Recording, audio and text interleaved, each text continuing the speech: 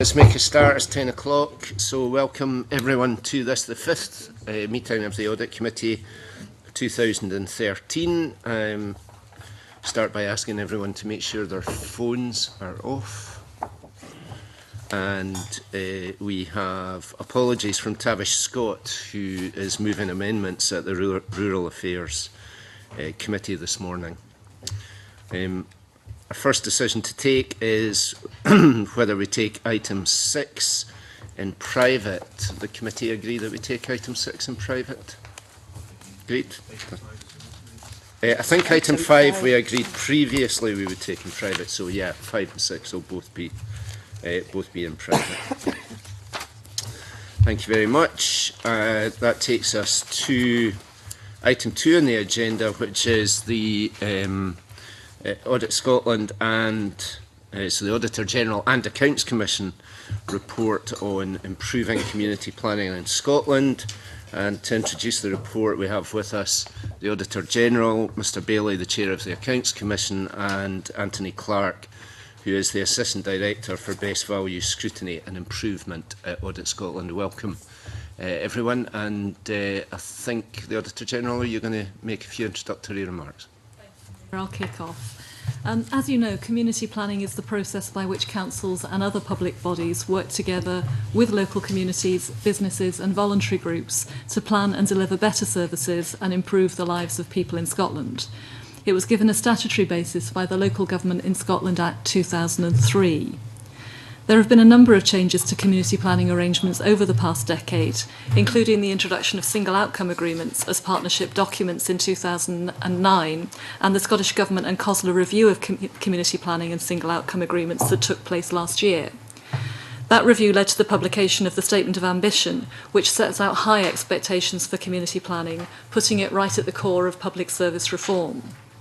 Our joint report, published on 20th of March 2013, is designed to make a constructive contribution to the debate about how community planning in Scotland can be improved. It draws on 3 recent audits of community planning partnerships in Aberdeen City, North Ayrshire and Scottish Borders, and our wider audit work on partnerships over a number of years. We found that partnership working is generally well established across Scotland, and there are many examples of joint working initiatives making a difference for specific communities and groups. We set out a range of these examples in our report, highlighting the positive impact that effective partnership working can have. But 10 years after community planning was given a statutory basis, CPPs are not yet able to show that they've had a significant and sustained impact in delivering improved outcomes across Scotland. The available data indicates mixed performance across a wide range of outcomes such as the economy, health and community safety. One of the aims of community planning was to help reduce social inequality, but stark differences in outcomes for different groups still persist in Scotland. The reasons for these inequalities are complex and deep-rooted, affected by many social, economic and environmental factors. But it's in these complex areas that CPPs can make a real difference if they focus their efforts and bring to bear the full weight of their combined resources, skills and expertise. We think that single outcome agreements haven't been clear enough about the improvement priorities that community planning aims to deliver for the area. CPPs need to make sure that their outcome agreements are a true plan for improving the area and the communities that they serve. That will mean specifying much more clearly what will improve, how it will be done, by whom and when. Community planning has tended to be seen as a council-driven exercise. This is partly because of the way the community planning legislation was constructed, with councils as the lead agency. The different accountability arrangements that apply to partners such as the NHS and Scottish Enterprise have also played a part. We found that within CPP boards or executive groups, there's often little challenge by partners of each other's performance, even where there's clear evidence of underperformance and a failure to achieve targets. In addition, the lack of clarity about the roles and responsibilities for elected members and non-executive representatives from the NHS has been a barrier to providing effective leadership and challenge, weakening CPP governance. In terms of what needs to happen next, we believe that the renewed focus on community planning provides a clear opportunity to deliver a step change in performance. This will require a level of sustained leadership at both national and local level that's significantly stronger than we've seen to date. Our audit work also showed that CPPs are responding positively to that challenge, but it is still early days. Community planning needs to become a truly shared enterprise. CPPs need to start acting as true leadership boards, setting an ambitious programme for change and holding people to account for their performance. This will require more effective engagement and participation by partners and better holding to account of health boards and other public bodies for their contribution to community planning by the Scottish Government. There is a risk that wide-ranging reforms of public services in Scotland create tensions between national and local priorities for change. The Government has a key role to play by ensuring joined-up approaches to reform across government and streamlining and aligning policy guidance and performance management arrangements across different parts of the public sector. For example, further work is needed to clarify how some practical aspects of the community planning review and health and social care integration should operate. We've made a number of recommendations in the report directed to CPPs, the Scottish Government and the National Community Planning Group. John will now say a few words about how he sees those recommendations being taken forward before we answer the committee's questions. Thank you. We've identified 21 recommendations, convener, in our report, but the agenda for improvement can be grouped under three main headings. The first is leadership and impact. In other words, making sure that community planning is seen as a shared enterprise across the public sector and ensuring that those in key leadership positions have the skills, the confidence to lead and drive the improvements that are now needed. Secondly, governance, in terms of clarifying and strengthening CPP governance arrangements so that all those involved are clear about their roles and responsibilities and are able genuinely and effectively to hold individuals to account for their performance. Thirdly and finally, use of resources and preventative measures, developing preventative approaches to service delivery and ensuring that best use is made of scarce public resources. The National Community Planning Group will be considering our report at its next meeting in the very near future and has made clear that it wants to use it to inform discussions about the agenda for change and improvement for community planning. I think that's a welcome development. There is clear momentum. It's important that that momentum continues to be maintained and indeed developed if necessary. Thank you. Okay, thanks very much. I mean, given that it's 10 years since CPPs were given a statutory basis, this does seem to be quite a damning report in terms of the impact that they've had. In the second paragraph of the report, you list 4 ways in which community planning partnerships should add value: providing a local framework for joint working, building a culture of cooperation and trust, improving public services, and making the best use of public money. Can I ask if you feel if CPPs have done any of these 4 things? Will I go first? We'll have to organise the questions depending. It seems to me that the progress over the last 10 years has not been good.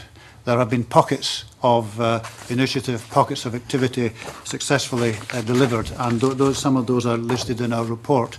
But as a cohesive and coherent exercise, it's fair to say that community planning partnerships have not been as effective as they should have been. I think that's a fairly clear outcome. Okay, thanks. In terms of the 4 specific points you draw attention to in paragraph 2, convener, I think our view is probably that they've made more progress on the first in terms of providing a local framework for joint working and building a culture of cooperation and trust than they have on the second 2 around improving services and making the best use of public money.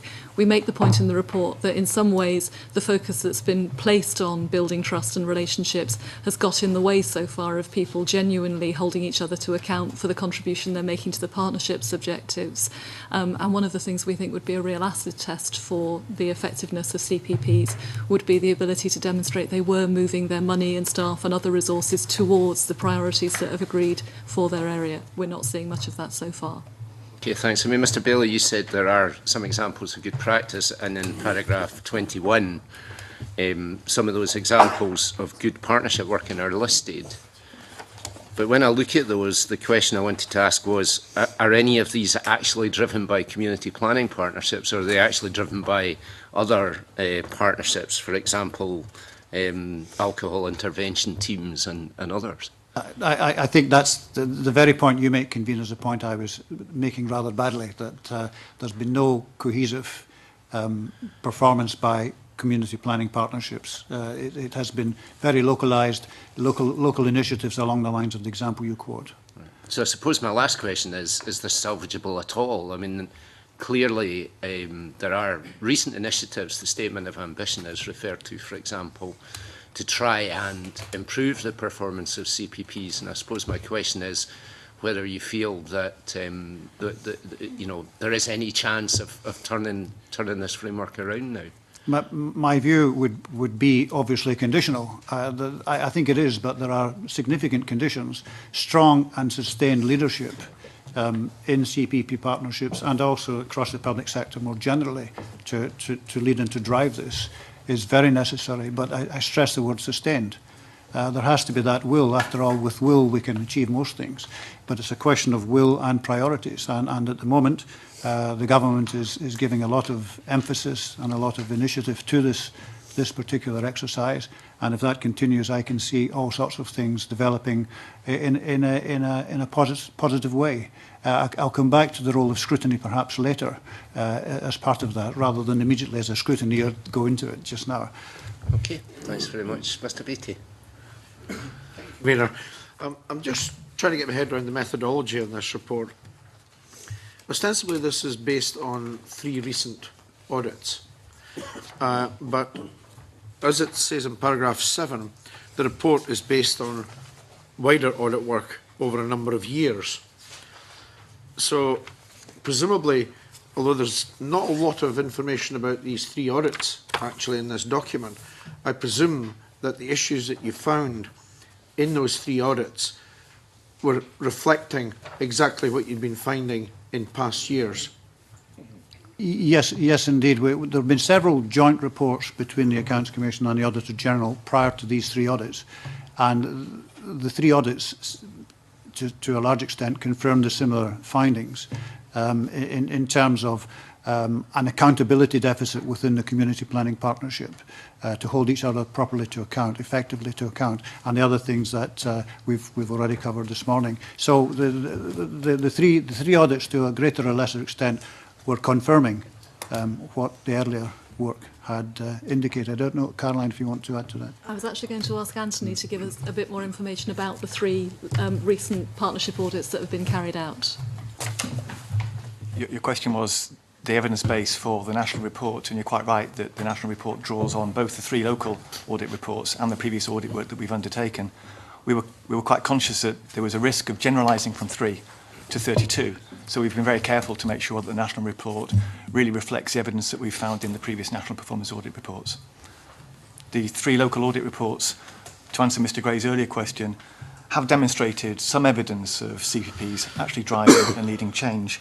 And the specific examples on paragraph 21, there are 3 of them there, examples of joint working that have been led by the Community Planning Partnership Boards in Aberdeen, North Ayrshire and Scottish Borders. So the Cheviot project, the Community Safety Activity and the Community Healthcare work in Aberdeen are all examples of a community planning partnership actually engaging in driving change at local level. Just looking again at paragraph 7, it would appear that the period that you're ranging over is from 2006 up to this report here, and also it seems to make it clear that it's been different audits of different aspects that have thrown up the issues. As far as the 3 audits that have just been completed, I don't find much specific reference to it in this report. It is very much a general report. I'm a little bit uneasy over the period in which it's referring and the narrowness of the outcome here in terms of the 3 audits that you've just undertaken.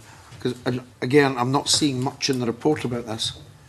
We've issued 3 specific reports on each of the community planning partnerships that have been published. So each of the CPPs in Aberdeen, North Ayrshire and Scottish Borders has its own detailed report that contains the evidence base and the findings that we arrived at in those 3 CPPs. So there is a specific and broad evidence base in terms of what we found specifically at North Ayrshire, Aberdeen and Scottish Borders. What we've sought to do in this national report is identify common themes and issues across the 3 CPPs that draw on and reflect previous findings that we've arrived at in previous CPP audit work.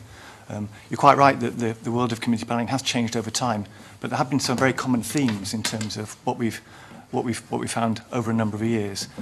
There have been common themes to do with difficulties of conflicting accountability arrangements.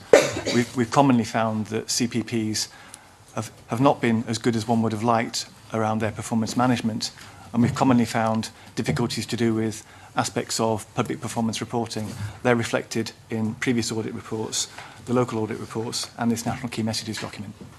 Given the previous audit reports, have you seen any indication that these have been acted upon? Yes, I think there's clear evidence of improvement over time. The initial community planning report indicated that many CPPs were, if you like, at the early stages of developing their plans and strategies and their planning arrangements. The follow-up report that we did demonstrated that much progress has been made in terms of strengthening the planning arrangements, and the CPP and Economic Development report in 2011 showed that the quality of information that CPPs were gathering to assess performance, while still not perfect, had moved on as well. So it has been an improving picture over time. Would you say that the primary issues around this are really at a local level? You've indicated that the Scottish Government is driving this much more effectively now than perhaps in past years. Do you think that that is sufficient, or do you think that local engagement is still inadequate and won't rise to that?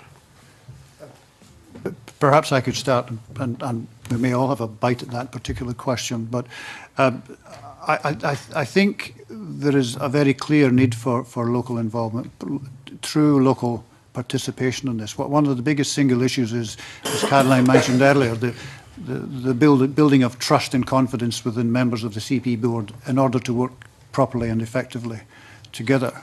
The next stage of that process is a proper accountability. The report refers to an accountability deficit in terms of proper holding to account of each member of the CPP by his or her peers. That is essential. That governance is essential in order to continue to see this develop. Allocation of resources will be a local issue. How can people sitting at a CPB board operate with confidence, take decisions within the CPP if they're not able to allocate or resources that they have at their beck and call, hopefully, to the CPP activity? It's that kind of much bigger issue, but it's still nonetheless a local issue, because each CPP area has its own local needs and priorities. And indeed, determining those priorities is in itself something that needs to be done, because there are far too many priorities in each CPP board. As the report says, everything's a priority, and so nothing is a priority. So there's very much a local emphasis needed and indeed existing. It's a matter of upping the game. I'd agree with that. I think that there has been some progress made over 10 years, but what the report aims to do is to identify the barriers to really making community planning the central part of public service reform that government envisage it as being. Some of the barriers are at local level about the extent to which partners understand their role, are prepared to hold each other to account and challenge each other's performance, some of the ability to move resources towards the priorities that they've agreed on. Some of the challenges are at national level in terms of the government really clarifying how things like community planning sit with health and social care integration and other aspects of the reform agenda. In paragraph 71, we've tried to identify, 78, we've tried to identify the 5 barriers that are getting in the way of that progress at the moment, leading into the recommendations, and that really operates for CPPs and for the Scottish Government in differing balances, depending on the obstacles that we think are getting in the way at the moment. Okay, thanks. Mr. Coffey. Thanks very much. Convener, could I spring to the defence of the community planning partnerships? I don't see it as a damning report. I see it as a very helpful report at this particular stage in the life of the community planning partnerships. We've got to remember, convener, this process began, it even predated devolution. And there was 5 years worth of planning right up to 2003 when the Act came in. And I remember being a member of East Ayrshire Council from 1999 on, when the then 10-year plan came into being. And I thought then this was incredibly challenging, but incredibly worthwhile. I think I would say we shouldn't say that nothing has been achieved because of the issues of governance that we always pick up at this committee. I think that's a clear message from Audit Scotland and the Accounts Commission. There are clearly improvements that can be made in the governance agenda. How do we evidence that things are getting better within the community? But let's not assume that what that means that nothing has been achieved and it's not salvageable, as you said yourself there, convener. I think a lot of good work has been done. And that predated even my own party being in charge at East Ayrshire Council. Lots of good work being done there. A challenging task, definitely. And I think, as usual, Audit Scotland and the Accounts Commission have put their finger on the areas for improvement that has been a common message at this committee. It's about governance, it's about data gathering, it's about understanding what's happening in the community. And the councillors, the non-execs and the public and the volunteers who contribute to this whole process need to better understand what their role is. You used the phrase, I think, about the accountability deficit, I think, is in there somewhere. And I think I could sign up to that. I certainly got the feeling myself when being around the table with all of the participants, I thought to myself, who's accountable to who here? And what happens if nothing good comes of this? Who's het for it? Who's accountable for it? So I think you've put your finger on something there that needs to be strengthened. But I can see that, though, in your recommendations and in the statement of actions, that is an issue that is really being picked up by the council, by COSLA and the councils to address. So I'm hopeful, I think, convener, that we can move this process on much better. I think, in echoing some of the comments from our committee over the past, we want to see better data gathering, and we want to see more local data that is of relevance to the community, that they can understand and that we can see some benefit for. Whether that means bringing back targets so that we can see percentages up and down for certain things we're interested in, I don't know. I don't know whether that's the way to go. But I think the message today, though, is that after 10 years of the CPPs, much good work has really been done, but we can always improve. I'm not sure that there was a question there. I don't know. I don't know if the panel want to respond to that at all. I don't think. I would also. This is of course a joint report with the Auditor General as well.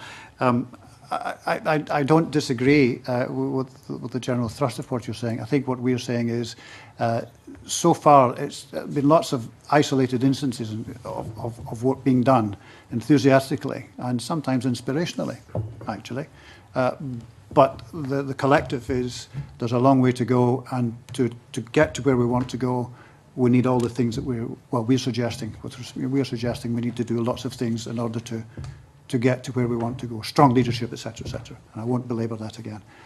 I think, if I may, the other thing that's different is the scale of the financial challenge facing public services. That we know that for the foreseeable future, we will have very tight financial resources in Scotland. Community planning is seen by the government as being a key part of the response to that, a key way of shifting to prevention from responding to problems. And in order to achieve that, the recommendations that we've made really need to be put into effect, both at local level by the 32 CPPs and by the government and the national bodies involved. Communities will need some help, convener, with how do we measure things?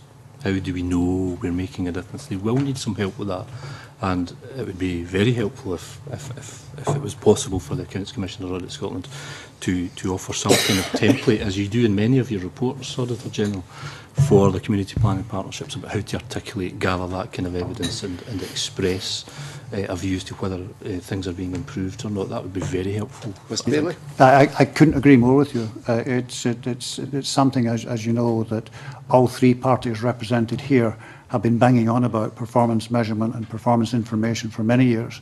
And just as councils have now moved to a benchmarking, a wider and deeper benchmarking or consistent benchmarking project, and indeed beyond the project now.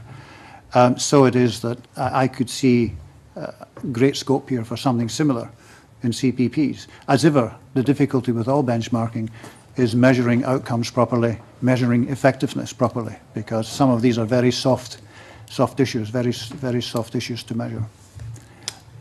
Okay, thanks. Mr. Griffin. Thanks, Convener.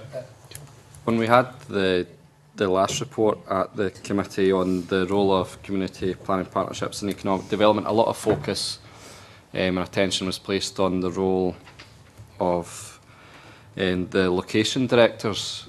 I just wanted to ask, I know that the Minister has written to local government about the role. Just to ask if there has been more clarity given to the role of the location director, and that have the issues of staff turnover in the role, have they been addressed as well?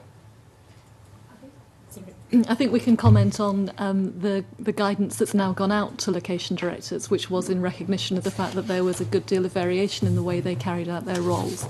In terms of how that guidance is being put into effect, whether we are seeing more consistency in the role, whether it's more consistently in line with the guidance, and whether the staff turnover issue has settled down, I'm not sure we know, but I'll perhaps ask Anthony to pick up on that and then pick up John's point. I don't think we have any evidence on turnover rates for location directors, but I think it's obviously a challenge for the Scottish Government. People move about quite a bit. As Caroline's just said, we do know that there have been some clearer messages being signalled to location directors about the important role they can and should play in terms of acting as a bridge between CPPs and the Scottish Government. I think it's fair to say that the Scottish Government have recognised that very important role of location directors, and I just sense that there's much more attention being given to a consistent performance, a consistent message from location directors to CPPs as part of that as well. But time will tell.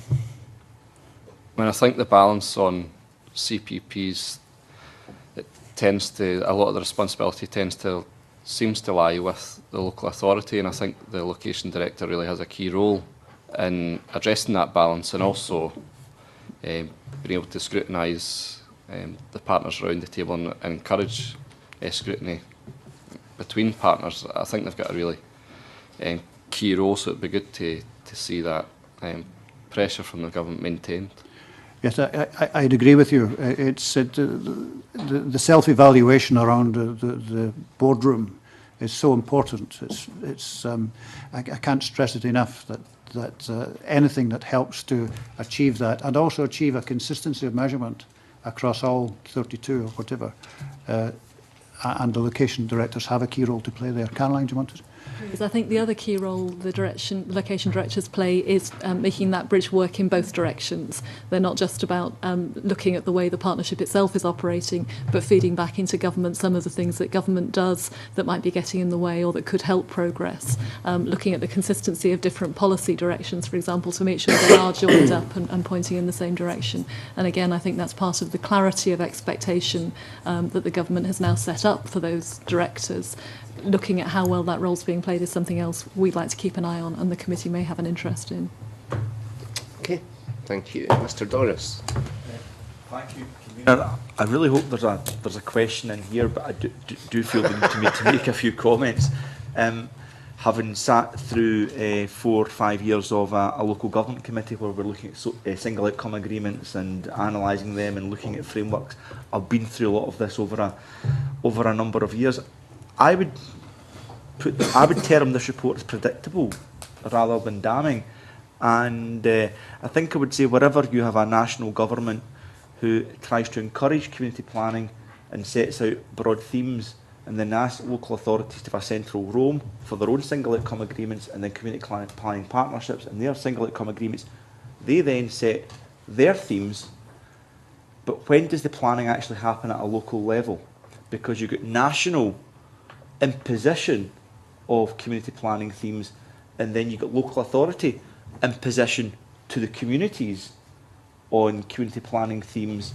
What evidence is there of communities actually planning their own priorities, and how would we measure that? And I'm not suggesting, and there's the contradiction, of course, because you want central accountability with Scottish Government, you want democratic local authority accountability with each of our councils, but at the same time you want to kind of liberate local communities to set their own priorities. There's an inherent conflict there.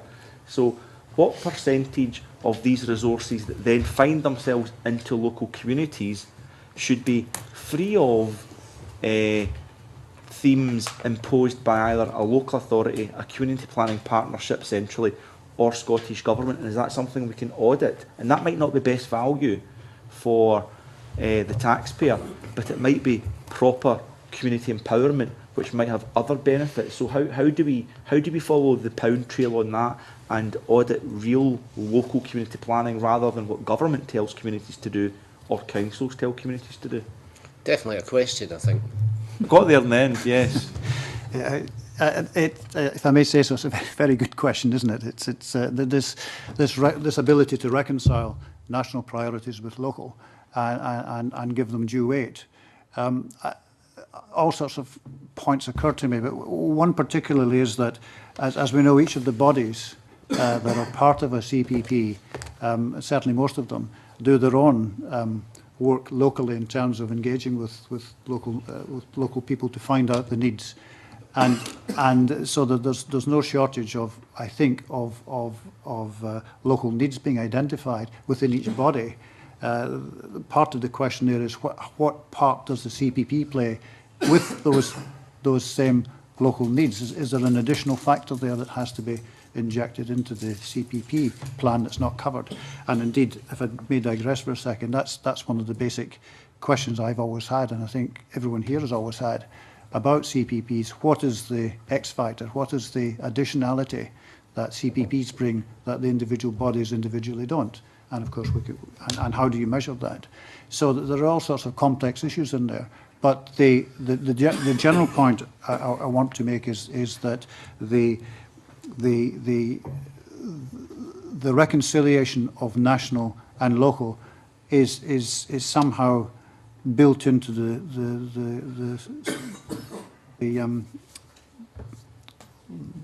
SOAs, and it goes from there.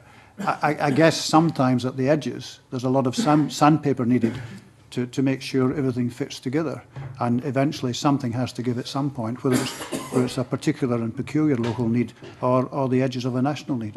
It's a very difficult question. So it's not a very good answer, but I don't think there is a very good answer. I think it's a great question without a single answer. I think one of the bonuses of the Statement of Ambition is that it contains the reflection of a really good dialogue between the Scottish Government and the 32 CPPs through COSLA about what those sort of national priorities ought to be. That there's a real focus on the things that come from the Christie Commission, the government's response through to the Statement of Ambition, that gives you that line of sight. What I think becomes trickier is the real question of, so what matters to this community in terms of how they might want to tackle those problems and how you use the community itself to engage in that. The jargon about community assets, how you really let the community both contribute to solving the problems and build its own resilience in doing that, I think is a really good question. The Community Empowerment and Renewal Bill, which will be laid before this Parliament later in the year, will be a key part of that answer. But I think one of the things that we have found in this work is that each of the partners is very good at consulting communities to varying degrees across Scotland, but the partnership itself hasn't quite got right that sense of how the partnership engages in ways that don't duplicate all of that, but do add to it and do make the most of communities being able to really be a part of the process. Mind if I just come in briefly again, Convener? I kind of know that part of this is about governments and local authorities having to let go of control a little bit, and that did start to happen with single outcome agreements, where you looked at frameworks and there was a whole raft of aspirations within them, and local authorities were asked to select the ones which most suited their local needs and then implement that in a way which best fitted them. So there was a great degree of flexibility, and the ring fencing was lifted to a huge degree at the same time.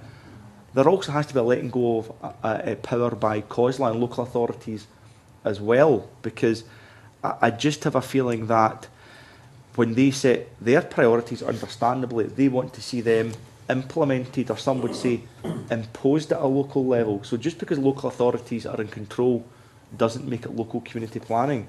Communities make it local community planning. So I suppose my question would be is, what should we be looking at amount of money spent at a local level, where how can we measure money spent at a local level which hasn't been directed towards a set aim from the community planning partnership, but the community planning partnership identifies funds, says to local communities, there's a number of themes, and actually does some co-production with them. Now that sounds great, and in fact the entire report sounds great, but everything becomes woolly and vague and can't be audited.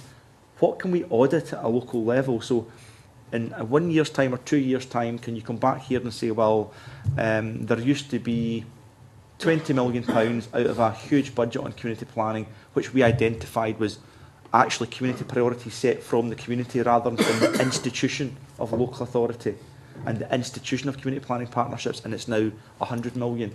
And here are the local authorities or partnerships that are better at it. Is there any monitoring of that kind of spend? I can answer in a non-accountant way the question. We're optimistic that in future years we should be able to get a better handle, if you like, on the resources that partners are directing towards their agreed priorities. The report is quite critical of the extent to which CPPs actually understand how much of their mainstream resources or dedicated joint funding resources are directed to agreed priorities. But there's a real sense of CPPs recognising that's something they need to get better at.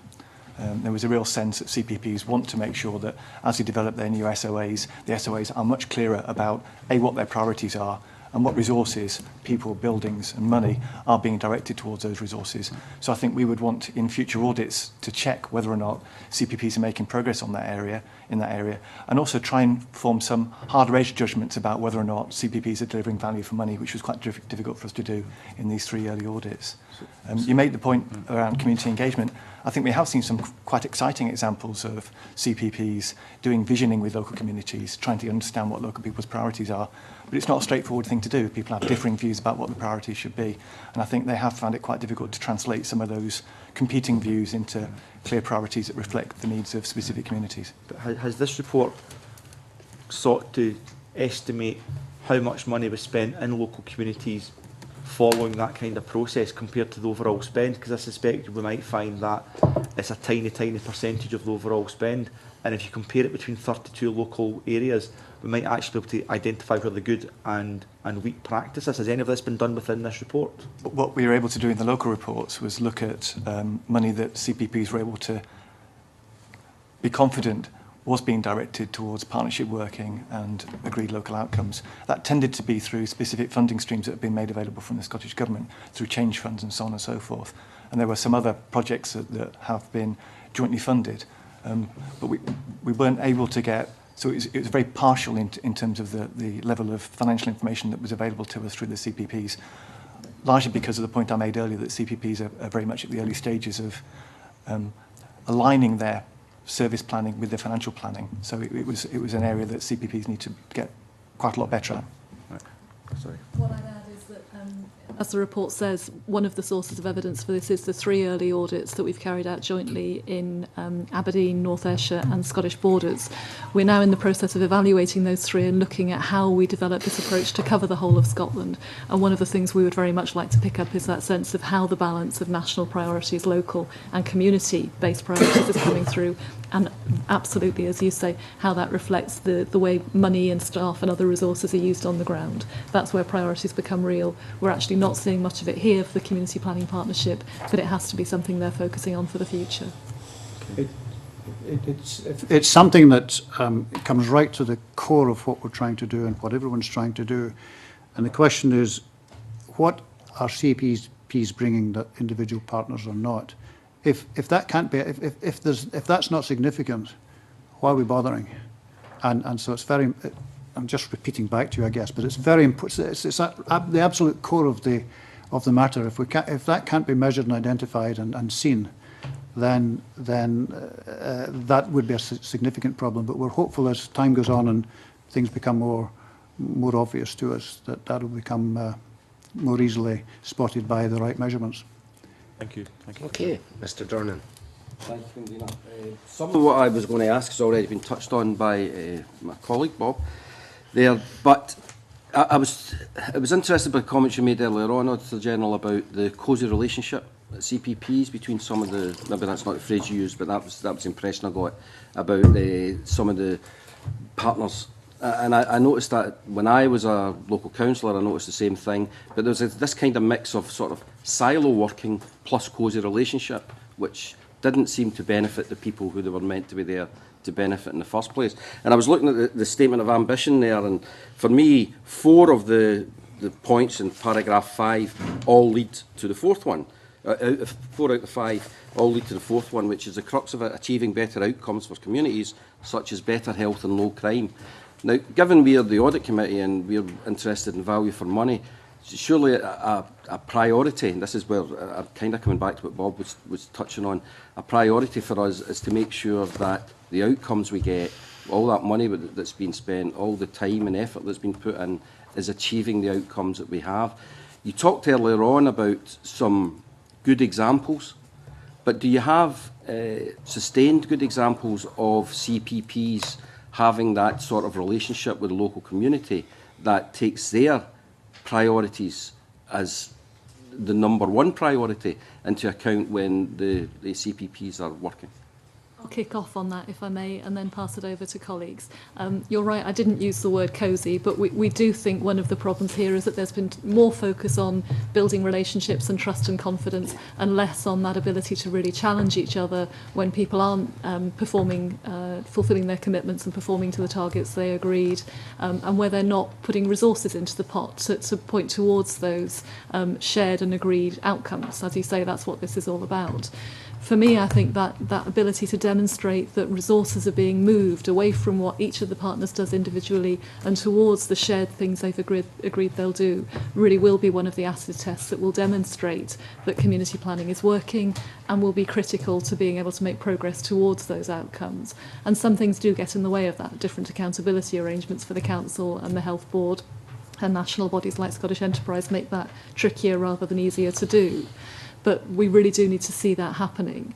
For the question on good community engagement, I'll ask John and Anthony to pick that up from their experience of working with the partnerships more closely. Anthony?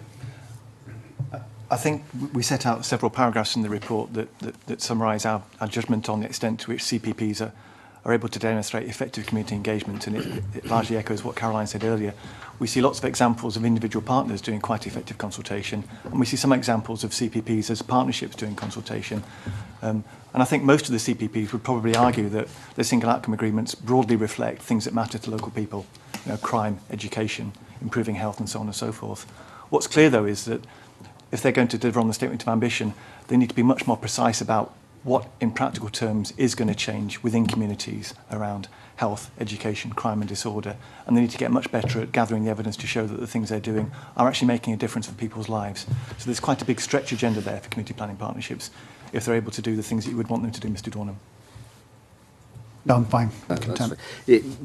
Just to come back on that then, you have talked about a couple of issues of best practice, examples of best practice. Is there anything there in terms of that relationship that could be spread out? I mean, obviously every local authority or every CPP has got different priorities and needs, but there must be something surely that's almost like a template of how you should go about engaging with the different partners and the local community. There's already a whole raft of good practice around community consultation and engagement. I think one of the challenges is that people don't always necessarily follow it. And one of the improvement agenda items that we set out in the report is the need for community planning partnerships as a collective community, if you like, to get better at sharing and trading and learning from each other. That feels to us to be a very important aspect of the improvement agenda moving forward. Okay, right, thank you. Okay, thanks. Mary Scanlon.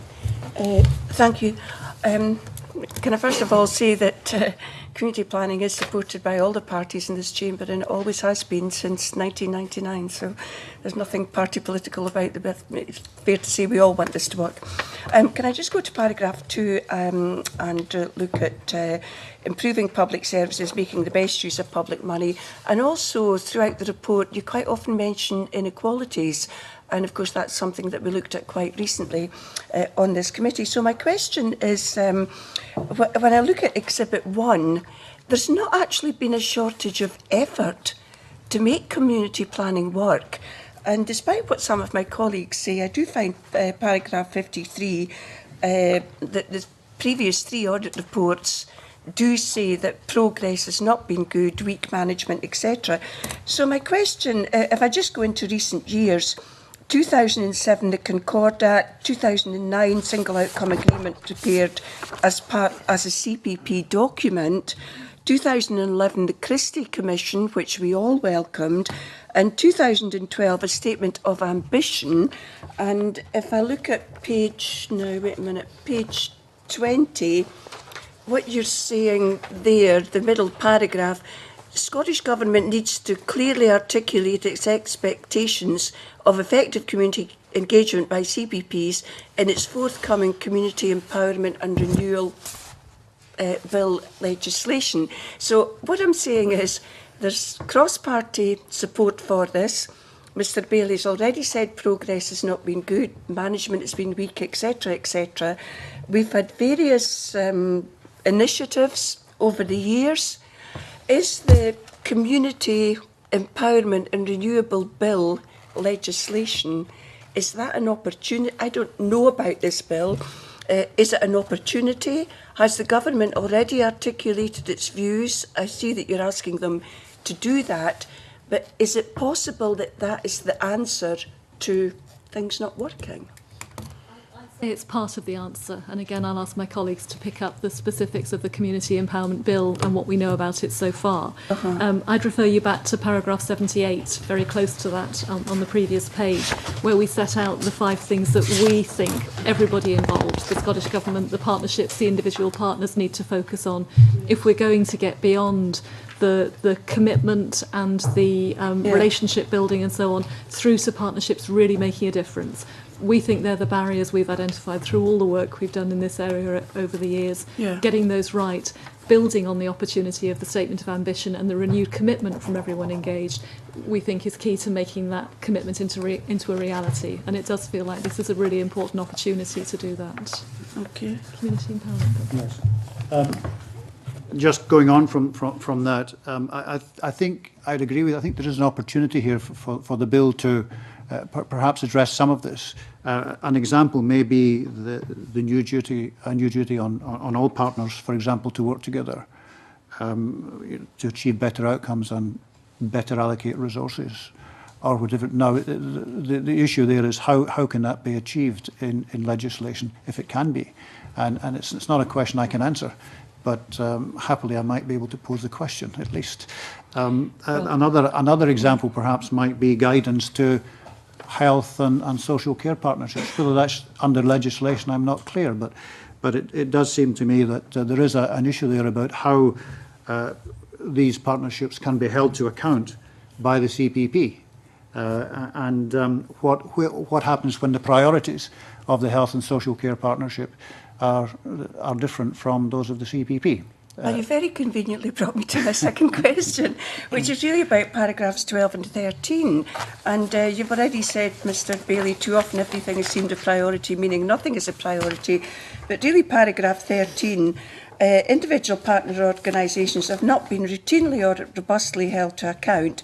As a result, there are no consequences for not participating, nor are the incentives sufficient to change behaviour. And so my second question is what needs to be done, perhaps in this legislation, in order to ensure that the issues you raise in paragraph 13 are adhered to? What sanctions need to be imposed, if you like? I will start, and I'm sure my colleagues will want to contribute. I think the first point is to determine the extent to which perhaps legislation is needed or not. There are many other ways, as you know better than I do, to achieve these things. But I think certainly the issue has to be addressed. How do these potential anomalies become resolved? And it may start with government guidance. It may ultimately be legislation.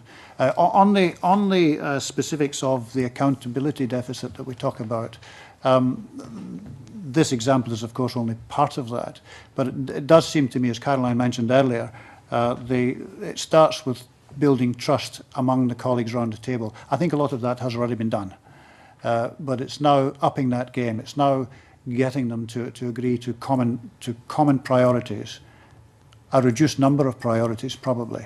It's getting them to agree to understand the roles and responsibilities, and it's putting in place behind that information and a management system that then allows each of them to hold everyone else there to account. What incentives you design around that is something that needs much more closer examination. What sanctions you need around that may need lots of discussion too. But that's what needs doing. Legislation may be part of the answer. Intrinsically, I always find legislation as a last resort rather than a first resort. But nonetheless, maybe clarification by the appropriate authority would be the way to start that, appropriate guidance. I wonder if I might briefly explain the Scottish Government's thinking around the role of the Community Empowerment and Renewal Bill and the Community Planning Review. Okay. The Scottish Government has been quite clear that they see the Community Empowerment and Renewal Bill as an opportunity to enact legislation that may support improving community planning. Our report is quite clear that one of the unintended consequences of the 2003 Act was that by placing local authorities as the body that had to lead, initiate and maintain community planning, I think it sent a signal that community planning was a council thing rather than a thing that belonged to all partners. The thinking within government, I think, is that they should use a Community Empowerment and Renewal Bill to identify a common duty on all partners that participate in community planning, which will be framed very much around the point that John's made. The duty will probably cover participating in community planning, allocating resources for community planning, and demonstrating that you are delivering improved outcomes. So it's the notion is it should bind all partners more effectively together and create community planning as more of a shared enterprise than it has been in the past. You asked about accountability. I think I'm very much in the school of thought of Mr. Bailey here that legislation isn't necessarily the answer. There are things that can be done within the current accountability models to hold community planning partners more effectively to account. And I think in the report we make clear that there are moves within government to clarify what their expectations are of the NHS, Scottish Enterprise and others. That doesn't need changes in legislation. No, I accept what you say. It's just there have been quite a few initiatives, to confirm from the Scottish Executive and the Scottish Government, and as I say, we all support it, but it is disappointing that progress hasn't been good. I've just got a final question, sorry. May you allow me a supplementary, convener? It's an observation that when we introduced, when the government of the day introduced best value duty on councils, initially the reports we were producing were less than complimentary.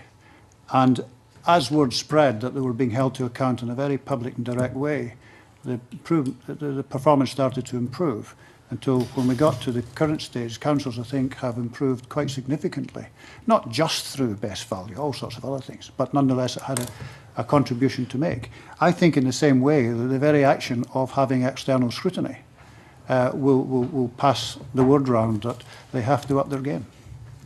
I don't think people in the public sector particularly like invitations to this committee, so if we're harsh enough, maybe it will continue to rise, which is good. That's what we're here for. My final question, convener, paragraph 60. I think in these difficult financial times that the Auditor General mentioned, I do find it particularly disappointing that a more recent audit of the role of CPPs in economic development found that 5 years on, many of the problems identified in 2006 persisted. Did you highlight that area because it was particularly poor, or did you highlight that area because of the difficult times we're in? And just while I'm in 65, I just wonder if you could clarify why you said this, because to me it's quite a strong statement. The last sentence in paragraph 65, overall, Scottish Government public service reform developments do not appear to be well joined up when viewed from a local perspective. Again, I hope this bill will make a difference, but I wonder if you could tell us the reason that you put this in. This seems to be a more general comment as opposed to only looking at community planning partnerships. And first point about economic development, we picked that area because that was the subject of a specific performance audit in 2011, looking at the way community planning partnerships were contributing towards economic development. I can't say much more about it because it's before I took up my role, but it was a specific drill down at that area of importance for Scotland as a whole and local communities where we found there had been little progress. In terms of the wider comment, I think it goes back to this question of really how do we make community planning as central as government and the community planning partners say they want it to be in driving what happens at a local level. So just to use again this example of health and social care integration, everybody agrees that health and social care integration is really important, both to make the best of the money we spend on those services and to make sure that services are as good as they can be for the people who need them. But that's being taken forward in separate legislation with a focus around health boards and the partnerships they will have underneath them, alongside community planning. The government is clear that the community planning partnership should be the umbrella in setting outcomes for the community planning partnership area and for driving the actions of the players locally, including health and social care. And the point we're making is that for that example and others like police and fire reform, the further education reform agenda, there's more for the government to do to articulate how they join up and to make sure that things like the accountability regimes, performance management, really do support that joined up picture. It's not So to say they can't. This is a general comment wider than the CPPs looking at further education, police, fire and other reforms. It's a general statement to say the Scottish Government reform development doesn't seem to be joined up. It's about how all those things fit with community planning. I understand. The statement of ambition is really clear. That should be the overarching vehicle. Thank you. And what partnerships are telling us is that it's not always clear to them how it joins up at a local level. Thank you. Okay, thank you. Mr. Keir. Thank you, convener. It's actually some of my questions have been answered in Mary Scanlon and James Dornan. There is an interesting thing that keeps springing up at me here, and it's actually anecdotal on my part from my days in local authorities. And it comes to in item 38, where you says community planning has tended to be seen as a council-driven exercise which partners participate but do not lead or drive change. I mean, it actually comes down to the partnership level of even deciding what the priorities are. And I think you alluded to, certainly Mr. Clark alluded to in his own comments, but the silo mentality that can creep into things that are called partnerships with no clear leadership, as you were alluding to. It seems to me that shared leadership becomes very, very difficult.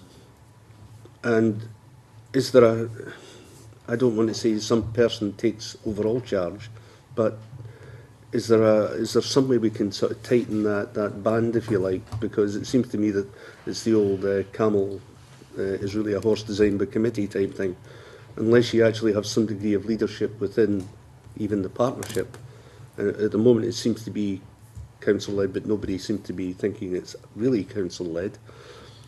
How do you get over that? Because I do know there was rather a lot of concerns when I was in local government, particularly over frictions between the local authority and particularly the NHS. That was really where the main problems arrived. I didn't find quite as much in the likes of economic development, but certainly NHS Council at partnership level did appear to be very fractious, shall we say, at times, and as a result a number of things locally tended, well, certain things still haven't been done after 5 or 6 years. Perhaps I could start. I'm sure my colleagues will want to contribute. I would start by going back to some of the things we've already said about the need for clearer priorities. If we start with a local plan and call it an action plan rather than just a local plan, it seems to me we start as ever with what is it we're trying to do, what are our priorities, limit them, but make sure everybody around the table agrees to them. And then I think we do need much more carefully in the future to look at who's doing what, when are they doing it, how will we measure this, how will we know success when we see it, how will we monitor it, and what do we do with that person or this group of people when they don't deliver, if that's the case, and have much more specific plans that start to nail the detail, because I think the devil, as other members of the committee have said, I think the devil is in the detail here. But if we could see that, each partnership doing that for themselves, presumably there are some kind of natural direction will evolve from that. But I do think if we have an action plan, that is detailed, it would be a start. It would be part of the answer, perhaps. Can I? The other thing I'd add to John's answer is, again, going back to this question about the accountability and performance management arrangements for all of the partners around the table. We recognise that as a health board and a health board chief executive, they have an informal accountability to the community planning partnership for the commitments they've made for what matters for that community around health inequalities, around any number of things. And they've also got a very direct and formal line of accountability back to the Scottish Government and the Cabinet Secretary for Health for delivering the HEAP targets that have been agreed for their health board. And if there's a tension between those two sets of commitments, I think it can often feel at a local level that the commitments of the health board to the Scottish Government can take priority over the community planning partnership. There's no way of saying whether that's right or not, but when there is a tension there, the clarity of accountability and performance management becomes very important so that everybody understands which takes priority and who can expect what of the people involved in the partnership. At the moment, that sometimes looks blurred, and it undermines the ability of partners to challenge each other when progress isn't being made as planned. I mean, it just seems to me that it's all very well as looking for legislation and stuff like that, but if the legislation at present is up to speed, and I think someone mentioned it earlier on, but that it's really, our problem is just people are so into their own organisations, it's actually very, very difficult for them to agree within themselves as to how they wish to act. Now, I'm getting a little bit close to other committees here, but it does bring in this accountability thing. It's a culture change, much as anything. But I think it is, as much as anything. It's a different way of thinking. Yeah. We do make the point in the report that whilst in the past it's tended to be seen as a local authority-driven exercise, that was changing. You know, the evidence for us when we were doing the audit work was that it was being seen, community planning was being seen as much more of a shared enterprise, partly because of the statement of ambition being very clear that that's what people want community planning to be, and also because there are, it seems to us, clearer signals being sent to other parts of the public sector about the important role they can and should play in community planning. I do remember in some years gone by, the word secrecy was used quite a lot, right. But I do believe that having spoken to some colleagues at local authority level, that is definitely getting better. Okay. Thanks. If nobody else has, just to wind up on that, or following on from that, just to ask the Accounts Commission, Audit Scotland, the Auditor General, about their role in plugging this accountability deficit. I mean, you've carried out the 3 audits that have been referred to in the report and in evidence, and I just wonder what your own plans are. I mean, presumably you don't intend to audit every CPP every year, but is your intention to more frequently audit more CPPs in order to audit the performance that we've been talking about? There are two parts to my answer. The first is that the national CPP group will be looking at a report very shortly, and will be addressing, as they are already, the capacity building. And one of the big issues there is this governance and accountability. The second thing is that we have plans laid to do a number of CPPs over the next year, and look at that next batch when that next batch is complete. What we've found with other such work, for example, they refer to best value in councils, is that as time goes on and people start to read these reports and see what we've picked up, they start to improve without any further prompt on that front. But nonetheless, I think it's important to have the prompt of an external scrutiny, and equally the prompt of internal scrutiny, because that is just as effective, and done properly is actually more effective. So this is now part of your regular cycle of performance audit? Yes. Okay. Yes. I think where we've got to so far is a great example of how the public audit arrangements in Scotland can work flexibly to audit right across the public bodies, respecting on the one hand local government's separate democratic place, on the other hand the public money that flows through to all the bodies involved. I think there is a question which we will need to come back to as part of the evaluation we referred to earlier about where the accountability actually works in practice. Okay. That's unfinished business. It's something that the Community Empowerment and Renewal Bill may help with, but there are wider questions that aren't yet resolved. Thank you. Thank you very much. And we're doing quite well for time. We'll take a 5-minute comfort break.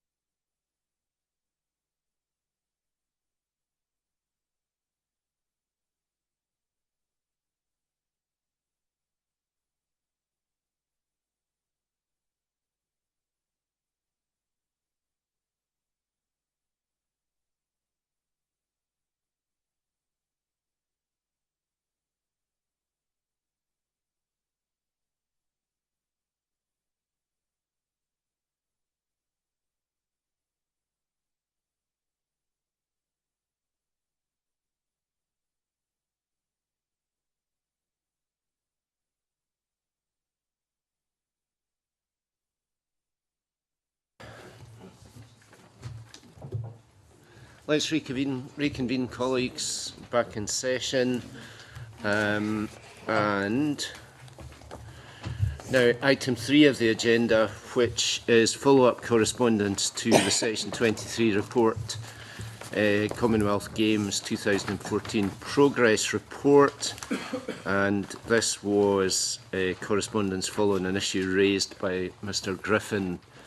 The response has been circulated. And just to note that we will get a further update from the Scottish Government in November 2013. So, does anybody want to comment or raise anything on this correspondence on the Commonwealth Games? Yes, I do. Mrs. Scanlon, sorry, Ms. Scanlon.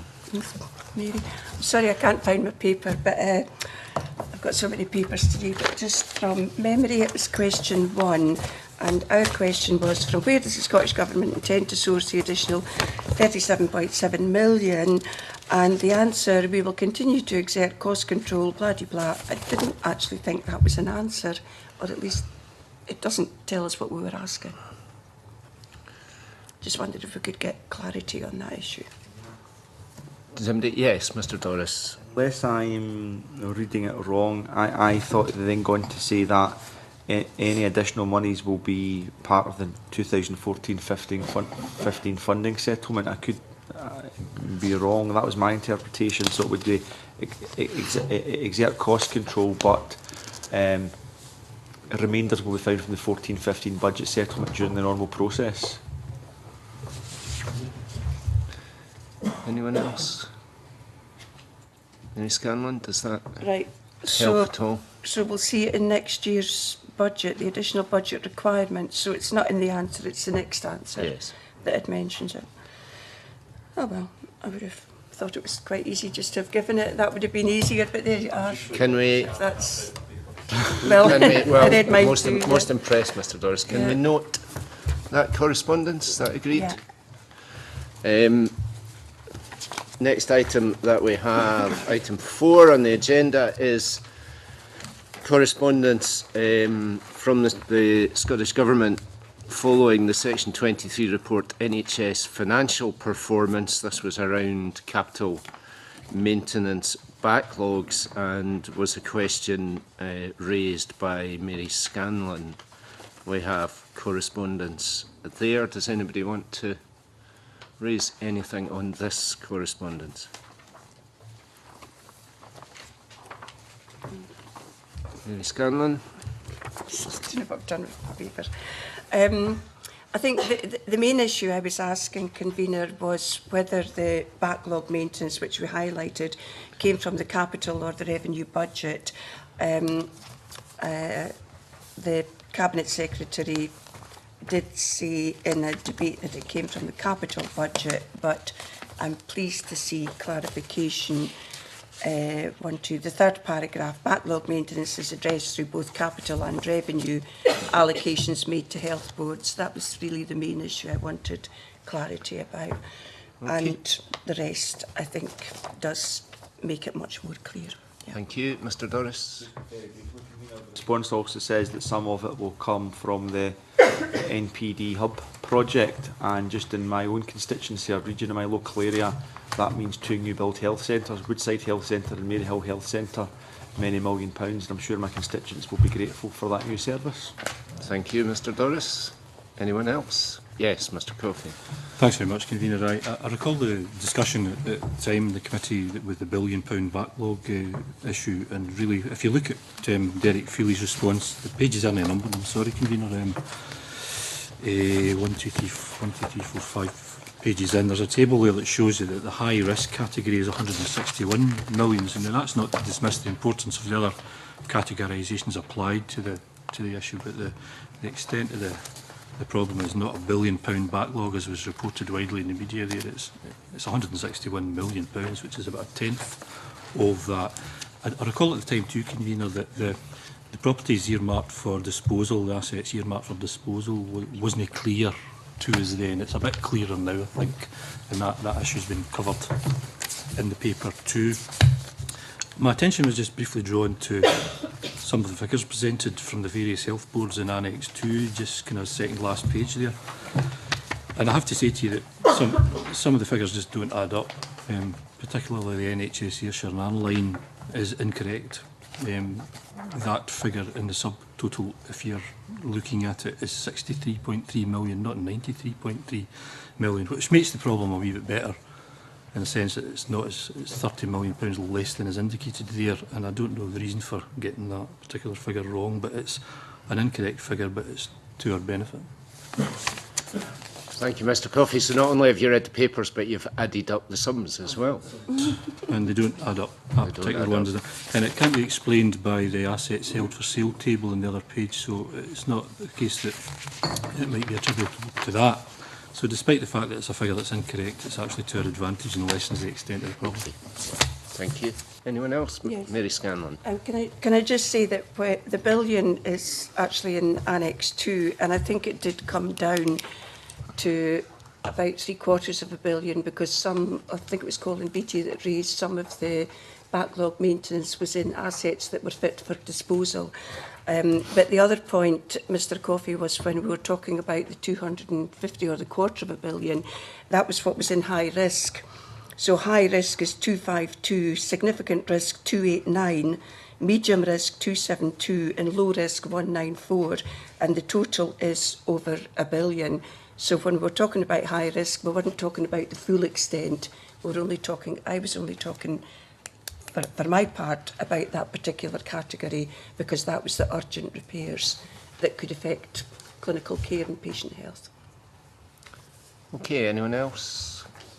Can we note this correspondence? Yes. Is that agreed? Thank you very much. We'll now move to private session, so I'll ask any members of the press or public to leave.